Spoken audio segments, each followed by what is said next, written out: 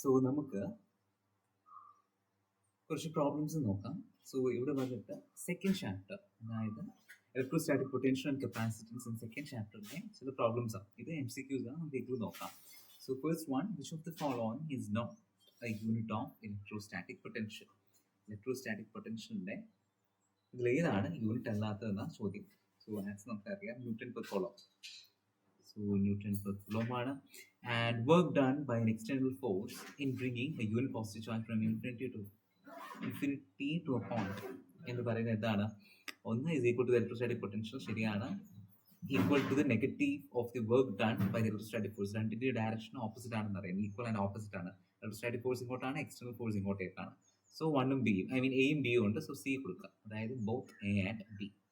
മൂന്നാമത്തെ, to find the value of the potential at a point, the external force at every point of the path is equal and opposite to the electrostatic force on the test charge at a point. അതെന്താണ് പറയാൻ കാരണം നമ്മൾ നേരത്തെ പറഞ്ഞിട്ടുണ്ട്. So ഇവിടെ ഒരു charge ഉണ്ടെന്ന് വെച്ചോ, ഇതൊരു പി എന്നൊരു പോയിന്റ് ആണ്, ആൻഡ് അങ്ങ് ദൂരെ ഇൻഫിനിറ്റിയിൽ എങ്ങാണോ ആയിരിക്കും ഒരു ടെസ്റ്റ് ചാർജ് ഇരിക്കുന്നത്. ഓക്കെ, ഇതാണ് ക്യൂ ടെസ്റ്റ് ചാർജ്. സോ ഈ ക്യൂ ടെസ്റ്റ് ചാർജിനെ നമ്മൾ ഇവിടുന്ന് എന്താ ചെയ്യുന്നത്? അവിടുന്ന് ഇങ്ങോട്ടേക്ക് കൊണ്ടുവരാം.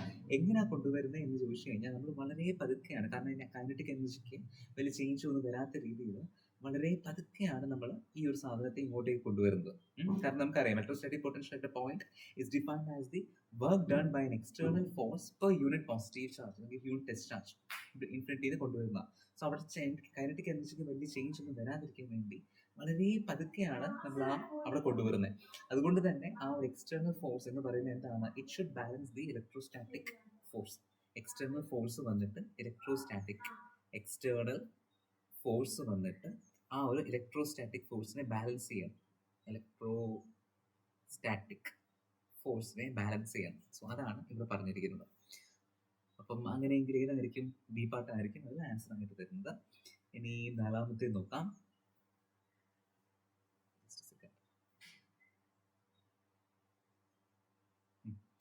നാലാമത്തെ വന്നിട്ട്, if electrostatic potential at the surface of a sphere is 5 centimetre radius is 15 volt, then the potential at the centre. അതായത് അവർ പറഞ്ഞിരിക്കുന്നത്, നമുക്കൊരു സ്പിയർ ഉണ്ട്, ആ സ്പിയറിൽ ഏതെങ്കിലും ഒരു പോയിന്റ്, ഇതൊരു പോയിന്റ് എടുത്തോ, പി എന്നൊരു പോയിന്റ്, അത് 50 വോൾട്ട് ആണ് എങ്കിൽ അതിന്റെ സെന്ററിലോ അകത്തോ എവിടെയാണെങ്കിലും നമ്മൾ പഠിച്ചിട്ടുള്ളതാ 50 വോൾട്ട് തന്നെ ആയിരിക്കും, അല്ലെ? Potential inside and of the surface. നമ്മൾ ആ ഒരു ഗ്രാഫ് ഓർക്കുന്നുണ്ടോ? ഇങ്ങനെ നമ്മളൊരു ഗ്രാഫ് വരച്ചായിരുന്നു. ഇവിടെ വോൾട്ടേജ്, ഇവിടെ ഡിസ്റ്റൻസ്. അപ്പം സെന്റർ തൊട്ട് സർഫസ് വരെ എന്താണ്? പൊട്ടൻഷ്യൽ സെയിം തന്നെ ആയിരിക്കും. പിന്നീടാണ് ഇതിങ്ങനെ പോകുന്നത്, കാരണം V is and 1/r. So പിന്നീടാണ് ഇത് ആ ഒരു രീതിയിൽ കുറഞ്ഞ ദൂരം കൂടുന്തോറും പൊട്ടൻഷ്യൽ കുറഞ്ഞു അങ്ങനെയാണ് പോകുന്നത്. And when comes to infinity 0 ആയിരിക്കും പൊട്ടൻഷ്യൽ. ഓക്കെ, നമ്മളത് പഠിച്ചിട്ടുള്ള കാര്യമാണ്. ആൻഡ് അവിടെ വരുമ്പോൾ ഉത്തരം എന്തായിട്ട് വരും? 50 വോൾട്ട് തന്നെ ആയിരിക്കും അവിടുത്തെ ആൻസർ എന്ന് പറയുന്നത്. ഇനി താഴോട്ട്. ഓക്കെ, അഞ്ചാമത്തെ ക്വസ്റ്റ്യൻ നോക്കാം.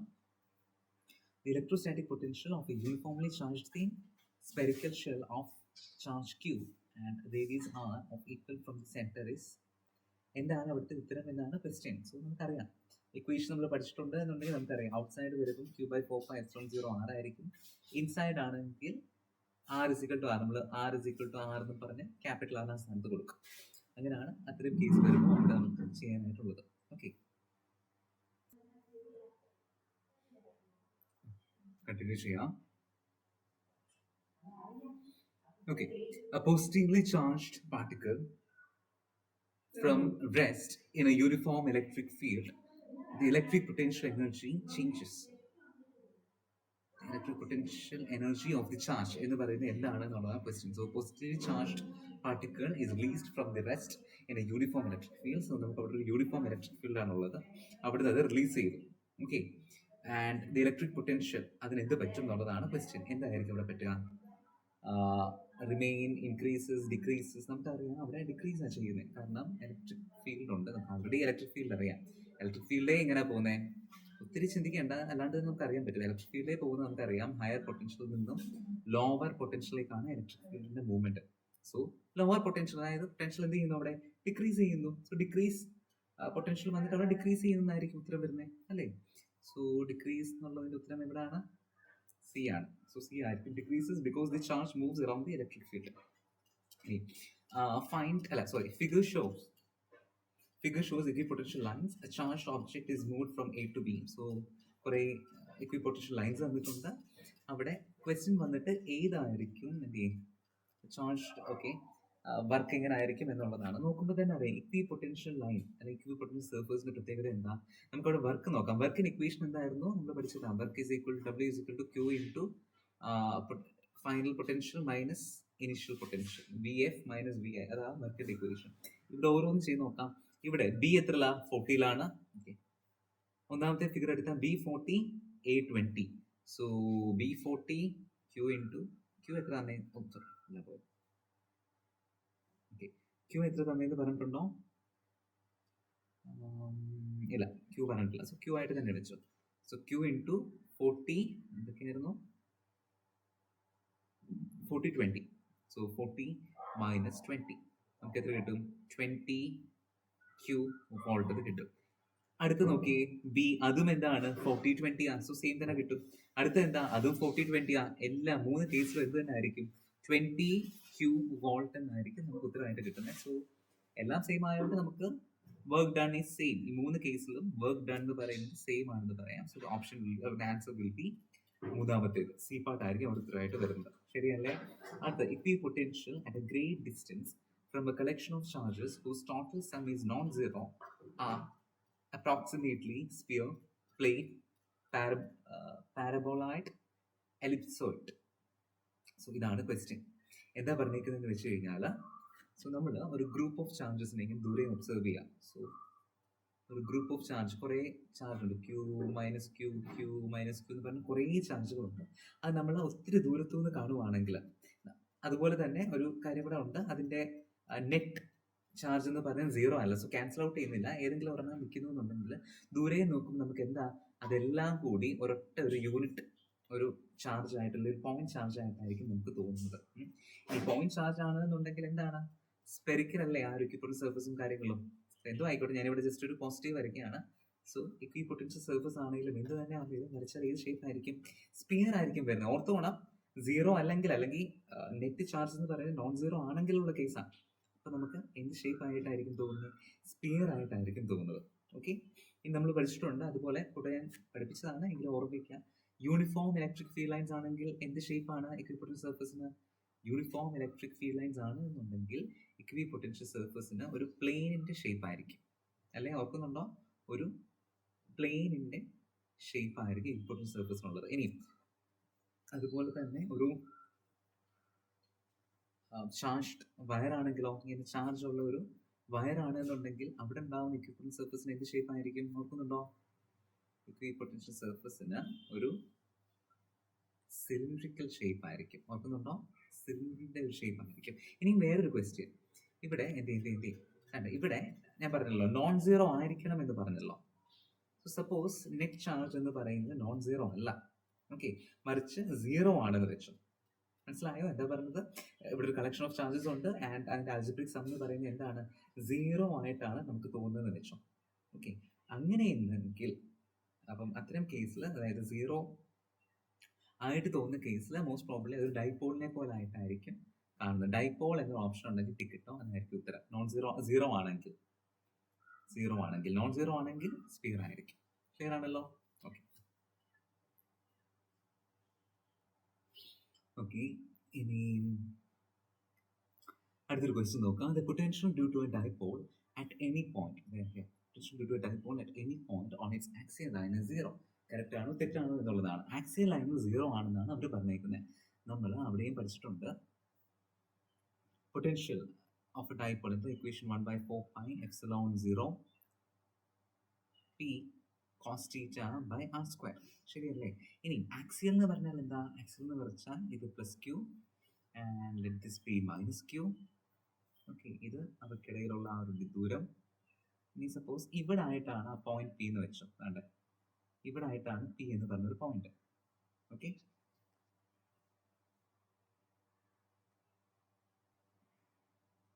ഓക്കെ, ആക്സിയൽ ആണ് എന്നുണ്ടെങ്കിൽ എന്ത് സംഭവിക്കുന്നത്? അവിടെ ഫോം ചെയ്ത ആംഗിൾ തീറ്റ ഇപ്പം പി ആണെങ്കിൽ ഇങ്ങോട്ടേക്കാണ് ആറും ഇങ്ങോട്ടേക്കാണ്, രണ്ടും ഒരേ ഡയറക്ഷനാണ്. സോ തീറ്റ എന്ന് പറയുന്നത് എത്രയാണ് ഇവിടെ? 0 ആണ്. സോ കോസ് സീറോ അല്ലെ തീറ്റ വാല്യൂ എത്ര വരുന്നത്? അതൊരു പോസിറ്റീവ് വാല്യൂ 1 ആണ് വരുന്നത്. സോ ഇവിടെ പൊട്ടൻഷ്യൽ എന്ന് പറയുന്നത് എന്തായിരിക്കും? പോസിറ്റീവ് ആയിരിക്കും. ആക്സിയൽ ആണ് എന്നുണ്ടെങ്കിൽ പൊട്ടൻഷ്യൽ എന്താണ്? പോസിറ്റീവ് ആണ്. And that means അതെന്തല്ല?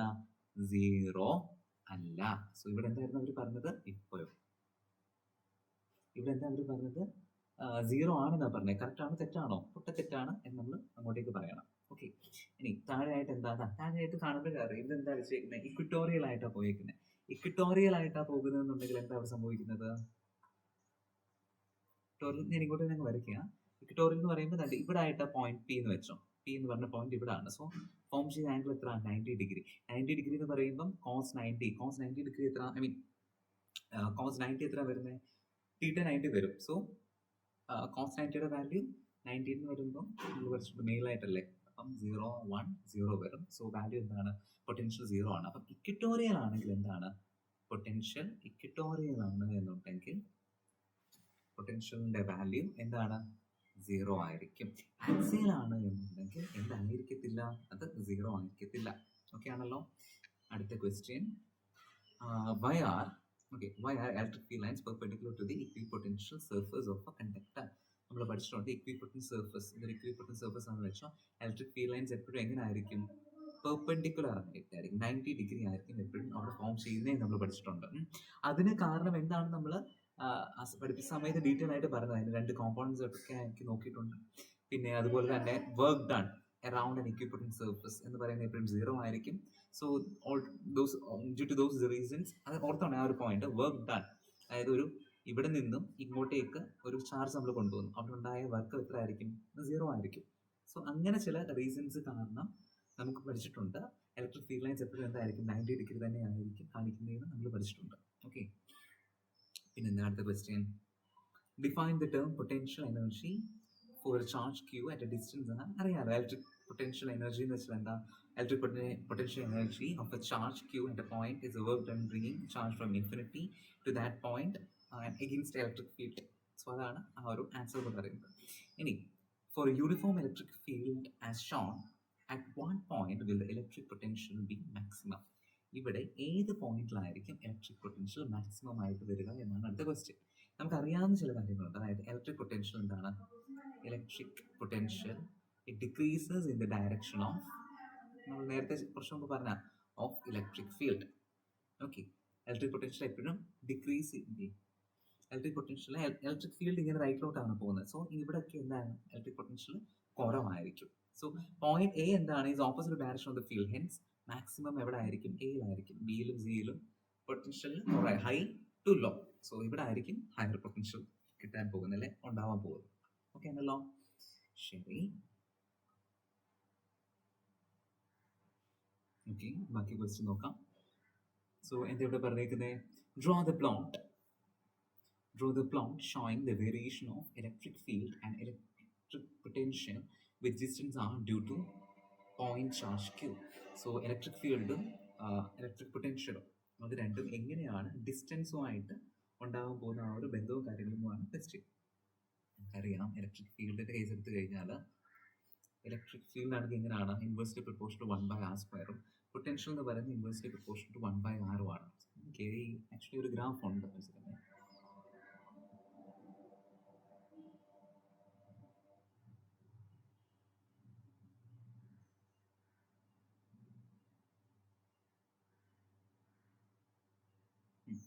ഈ ഗ്രാഫാണ്. സോ ഇവിടെ ഇലക്ട്രിക് പൊട്ടൻഷ്യൽ ഇലക്ട്രിക് ഫീൽഡ് ഇങ്ങനെ ഇൻക്രീസ് ചെയ്യാൻ, ആർ ഇങ്ങനെ ഇൻക്രീസ് ചെയ്യാൻ. സോ ഈ ഡോട്ടഡ് ലൈൻ പൊട്ടൻഷ്യലിനെയാണ് കാണിക്കുന്നത്, അല്ലാണ്ട് കണ്ടിന്യൂസ് ലൈൻ വന്നിട്ട് ഇലക്ട്രിക് ഫീൽഡിനെ കാണിക്കുന്നത്. സോ ഈ ഒരു രീതിയിലായിരിക്കും, ചെറിയൊരു വ്യത്യാസം മാത്രമേ ഉള്ളൂ. ഈ ഒരു രീതിയിലായിരിക്കും അതിൻ്റെ ആ ഒരു ഗ്രാഫും കാര്യങ്ങളും ചോദിച്ചാൽ നമ്മൾ വരയ്ക്കേണ്ടതായിട്ട് വരുന്നത്. ഓക്കെ ആണല്ലോ. അങ്ങനെ എങ്കിൽ എനിക്ക് എത്തിച്ചിട്ട് പറയാം.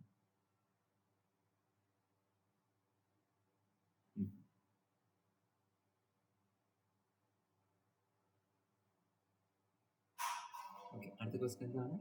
What is the geographical shape of equipotential surface due to single charge? അറിയാം, സ്പെറിക്കൽ ആണ്. പിന്നെ can you justify the surface can two equipotential surface intersect each other? Justify. Intersect ചെയ്യാൻ പറ്റുമോ? ഇല്ല, രണ്ട് ഇക്വിപൊട്ടൻഷ്യൽ സർഫസ് ഇന്റർസെക്ട് ചെയ്യത്തില്ല. എന്താ റീസൺ എന്ന് ചോദിച്ചു കഴിഞ്ഞാൽ ഇങ്ങനെ പറഞ്ഞാൽ മതി. അറ്റ് ദാറ്റ് പോയിന്റ് ജസ്റ്റിഫിക്കേഷൻ ചോദിച്ചു കഴിഞ്ഞാൽ a point would have two different potentials which is impossible. ഒരേ പോയിന്റിൽ രണ്ട് ഡിഫറെൻറ്റ് പൊട്ടൻഷ്യൽ കാണും. നമ്മളെപ്പോഴും നമ്മൾ പഠിച്ചിട്ടുള്ള സാധനം ഇന്റർസെക്ട് എവിടെ ചോദിച്ചാലും ഇലക്ട്രിക് ഫീൽഡ് ആണോ, രണ്ട് ഇലക്ട്രിക് ഫീൽഡ് ഇന്റർസെക്ട് ചെയ്യോ, രണ്ട് മാഗ്നറ്റിക് ഫീൽഡ് ഇന്റർസെക്ട് ചെയ്യോ, ഇല്ല. നമ്മൾ പറയുന്ന സെയിം സാധനം. ഇവിടെ ആണെങ്കിൽ ഒരു പോയിന്റിൽ രണ്ട് ഇലക്ട്രിക് ഫീൽഡ് രണ്ട് ഡയറക്ഷൻ കാണത്തില്ല. ഇവിടെ ഒരു പോയിന്റിൽ മാഗ്നറ്റിക് ഫീൽഡ് രണ്ട് ഡയറക്ഷൻ കാണത്തില്ല. ഇവിടെ ഒരു പോയിന്റിൽ രണ്ട് ഡിഫറെൻറ്റ് പൊട്ടൻഷ്യൽ കാണത്തില്ല. എല്ലാം സെയിം റീസൺസ് തന്നെ അങ്ങ് പറഞ്ഞാൽ മതി. ഓക്കെ, അത് കഴിഞ്ഞിട്ട് പിന്നെ അടുത്ത question, give the equivalent surface at a great distance. Give the equipotential surface a great distance from the collection of charges whose total sum is non-zero. Give the equipotential surface at a great distance from the collection of മറ്റേ നേരത്തെ പറഞ്ഞ സാധനം തന്നെ non zero ആണ് വന്നതെന്നുണ്ടെങ്കിൽ എന്ത് സംഭവിക്കുക നമ്മൾ പറഞ്ഞായിരുന്നല്ലോ. എവിടെ നോൺ സീറോ ആണ് എന്നുണ്ടെങ്കിൽ എന്താണ് സ്പെറിക്കൽ ഷേപ്പ് ആയിരിക്കും അത് അറ്റൈൻ ചെയ്യുക. നേരത്തെ ഡിസ്കസ് ചെയ്ത കാര്യം. 2 point charges 3 microcoulomb and -3 are placed 5 cm on draw the equivalent surface. equivalent surface എങ്ങനെയാണ് വരുന്നത്? നമ്മൾ പഠിച്ചാണല്ലോ, പോസിറ്റീവും നെഗറ്റീവും ആണെങ്കിൽ അത് ഈ ഒരു ഷേപ്പിലായിരിക്കും equivalent surface വരുന്നത്. ഇങ്ങനെ നോക്കുന്നുണ്ടോ? ഇതായിരിക്കും ആ ഒരു ഷേപ്പ്. ഇവിടെ ഈ ഭാഗങ്ങൾ ക്രൗഡഡ് ആയിരിക്കും. ഈ ഭാഗങ്ങൾ ക്രൗഡ് ആണെങ്കിൽ അതും നമ്മൾ പഠിച്ചതാണ്. ക്രൗഡഡ് ആണെങ്കിൽ ഇലക്ട്രിക് ഫീൽഡ് ഇന്റൻസിറ്റി ആ ഭാഗങ്ങളിൽ കൂടുതലായിരിക്കും എന്നോട് പറഞ്ഞായിരുന്നു അല്ലേ. Why do electric potential surface get close to each other near the point charge? അതാ അവിടെ എന്തുകൊണ്ടാണ് ഇലക്ട്രിക് ഫീൽഡ് എന്ന് പറയുന്നത് കൂടുതലാണ് അല്ലെ, ഇലക്ട്രിക് ഫീൽഡ് ഇന്റൻസിറ്റി ആ റീജിയനിൽ കൂടുതലാണ്. അതുകൊണ്ട് അത് ക്ലോസ് എന്നുള്ള രീതിയിലാണ് പറഞ്ഞാൽ മതി. ഓക്കെ ആണല്ലോ, ശരി. ബാക്കി നോക്കാം.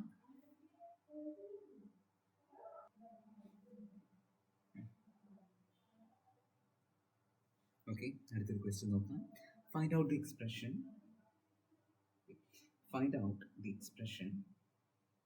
for the potential energy of a system of 3 charges Q1, Q2 and Q3. അങ്ങനെയെങ്കിൽ ഏതാണ് ആ എക്സ്പ്രഷൻ എന്നാണ് ക്വസ്റ്റ്യൻ. സോ നമുക്കറിയാവുന്ന ക്വസ്റ്റ്യൻ എന്താണ്? 3 ചാർജുകൾ ഉണ്ട് എന്നുണ്ടെങ്കിൽ U is equal to 1/4πε0 Q1 Q2 by R12 plus Q2 Q3 by R23 plus Q3 Q1 by R31. നമ്മൾ ചെയ്തിട്ടുള്ള എക്സ്പ്രഷൻസാണ്. സോ അതിലേക്ക് ഞാൻ പോകുന്നില്ല. സോ ആ ഒരു മെത്തേഡ് നമുക്ക് ചെയ്യാം. 2 point charges Q1 Q2 located R1 and R2 obtain the total work. അതും പ്രൂഫിൽ വന്നിട്ടുള്ള ഇക്വേഷൻ ആണ്. മറ്റേ അത് കഴിഞ്ഞ് 25 എന്ന് വെച്ചാൽ ഡൈപോൺ വിത്ത് its charge minus Q and plus Q located at point 0 minus B0 and 0 plus B0. Okay, രണ്ടെണ്ണം തന്നിട്ടുണ്ട്. ഓക്കെ, ആൻഡ് പിന്നെ പറഞ്ഞിരിക്കുന്നത് എന്താണ്?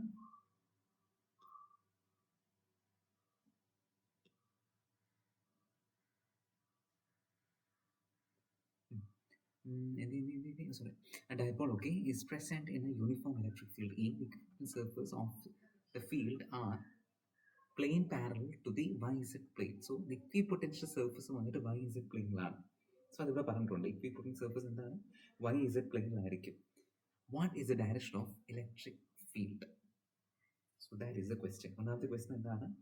ഇലക്ട്രിക് ഫീൽഡിന്റെ ഡയറക്ഷൻ എന്താണ്? നമുക്കറിയാവുന്ന ഒരു കോൺസെപ്റ്റ് ഉണ്ട്. സോ ഒരു കാര്യം ഞാൻ പറയാം, നമുക്കിവിടെ മനസ്സിലായ കോൺസെപ്റ്റ് YZ ഡയറക്ഷനാണ് നമ്മുടെ equipotential plane. സോ ഇതാണ് equipotential surface എന്നുണ്ടെങ്കിൽ അതിൻ്റെ ഡയറക്ഷൻ എന്താണ്? YZ പ്ലെയിനിലാണ്.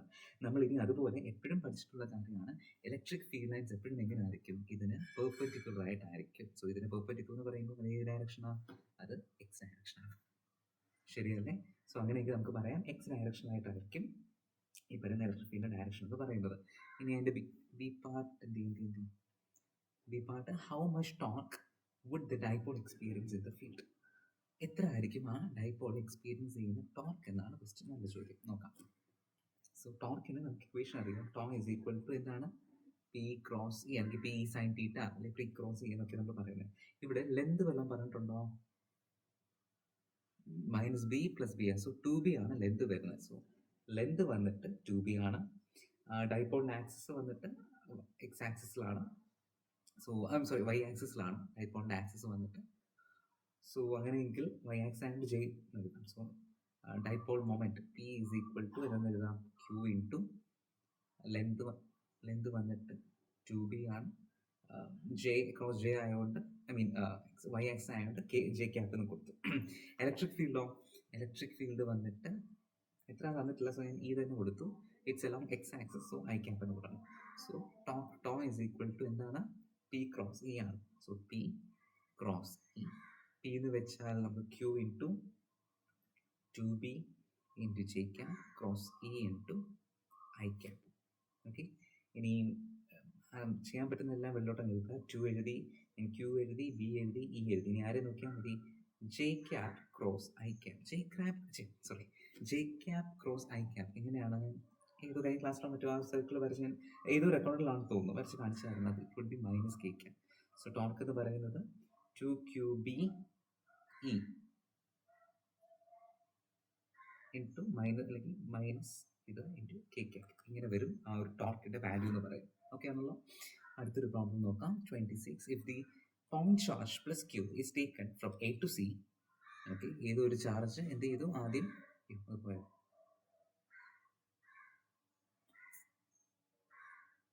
ഓക്കെ ഏതോ ഒരു ചാർജ് it's move from a to c and then to c to b.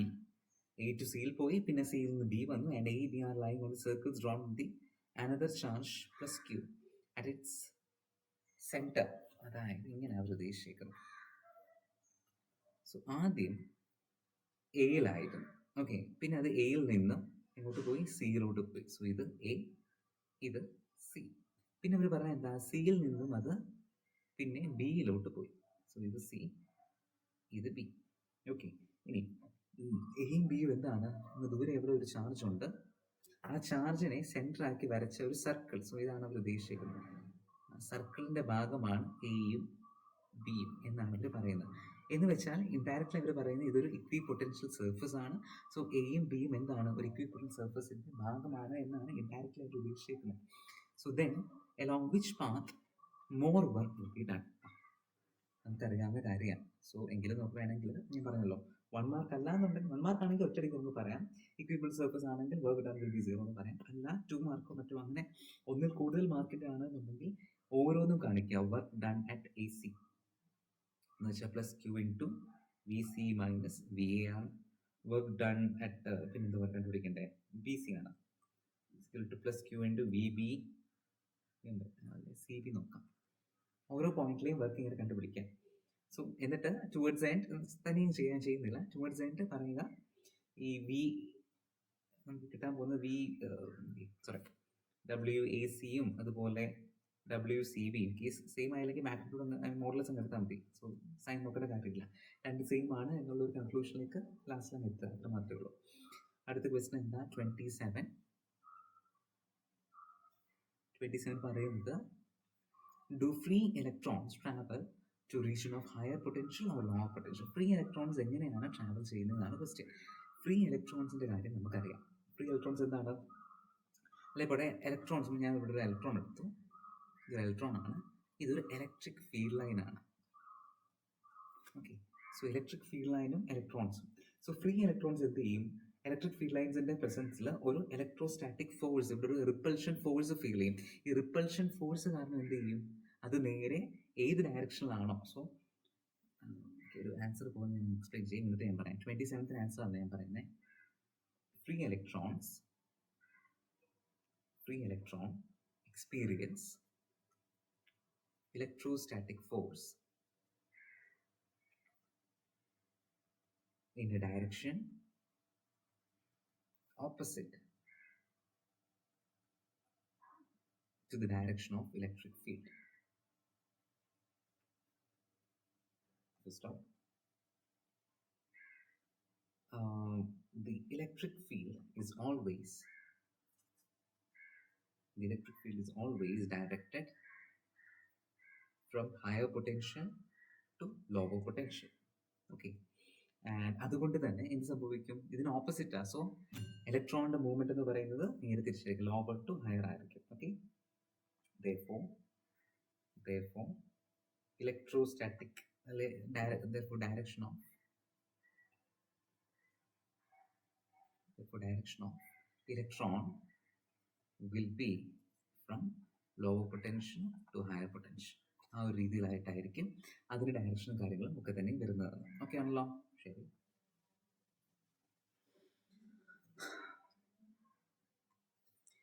മറ്റു ചില ക്വസ്റ്റ്യൻസ് നോക്കാം. Give the simplified expression for the following graph equivalent surface.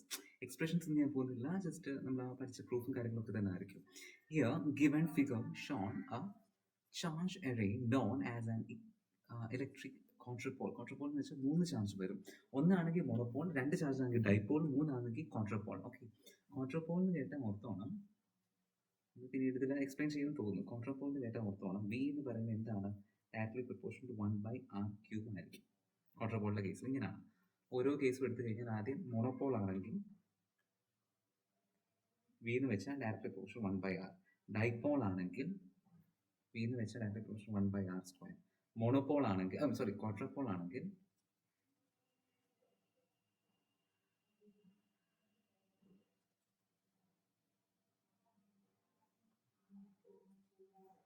Spelling എന്തായാലും ക്വാഡ്രപോളിൻ്റെ ക്വാഡ്രപോൾ.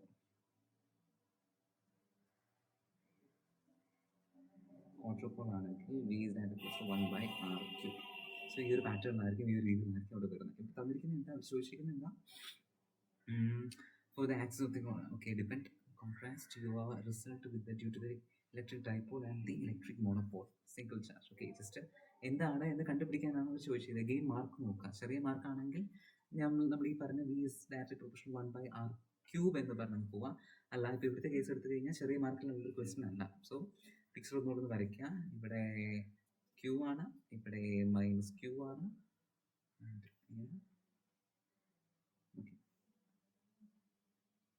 ഇവിടെ ഒരു -Q കൊടുത്തിട്ടുണ്ട്, ആൻഡ് ഇവിടെ Q.